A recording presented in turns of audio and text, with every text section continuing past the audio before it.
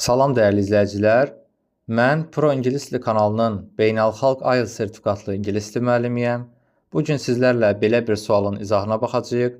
Choose the correct variant, düzgün variant seçin. No neighbor is so good natured as nöqtələr.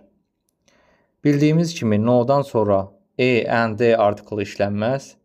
Another əvəzliyi də other əvəzliyinin an artiklı ilə işlənmiş formasıdır. Ona görə də no-dan sonra another əvəzliyi işlənmir. C və D variantlarını çıxırıq. Bizdə qalır A, B və Y variantları. İkinci tərəfdə isə nöqtələrdən sonra heç bir isim işlənməmişdir.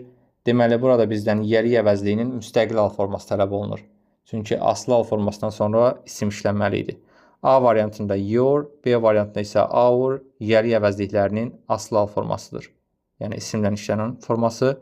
Y variantında isə ours müstəqil al formasıdır. Düzgün cavab olacaq Y variantı. Dərslərimiz haqqında ətraflı məlumat almaq üçün 051 766 8691 nömrəsi ilə əlaqə saxlaya bilərsiniz.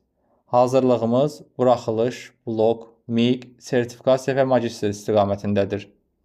Bu tip videoların daha çox qarşınıza çıxmanı istəyirsinizsə, videonu bəyənib kanala abunə olmağı unutmayın.